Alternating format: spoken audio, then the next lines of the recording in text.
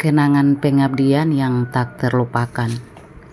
Menjadi seorang penyuluh pertanian lapangan bukan sekadar pekerjaan bagi saya, tapi adalah perjalanan hati. Setiap langkah yang menapaki batu karang yang menanjak, setiap hati yang menerimaku berkunjung di lahan maupun di rumah, dan setiap senyum ramah petani yang penuh harap adalah bagian dari kisah pendampingan yang tak akan pernah saya lupakan. Waktu itu saya sempat ragu dan bertanya pada diri sendiri, mampukah saya bertahan dengan lokasi lahan petani yang jauh di atas gunung?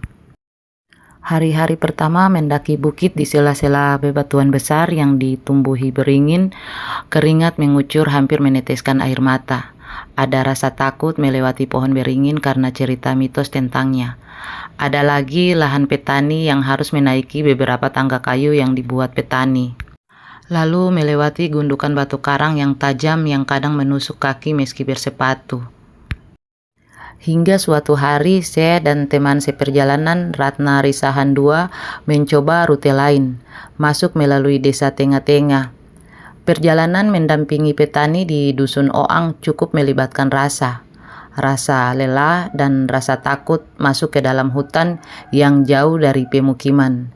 Dan kami melewatinya berdua, perempuan yang harus berani demi sebuah pengabdian mendampingi petani mewujudkan pertanian maju, mandiri, dan berkelanjutan. Meski hanya setahun sekali, petani Oang dan Naya mengusahakan budidaya buncis karena lahannya yang jauh di atas bukit tidak ada sumber air untuk pengairan selain mengharapkan air hujan. Tapi mereka dengan semangatnya memaksimalkan pengetahuan dan atas pendampingan petani agar panennya bisa sesuai harapan. Petani binaan saya yang saya kunjungi di awal tugas rata-rata sudah tua, sedangkan anak mudanya hanya sesekali datang membantu.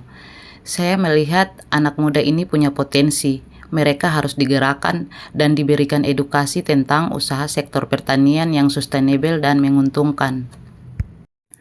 Pola pikir mereka harus dirubah. Pelan-pelan saya dekati agar mereka jangan hanya membantu sesempatnya, tapi harus berani untuk terjun langsung sebagai petani yang merupakan suatu profesi yang menguntungkan.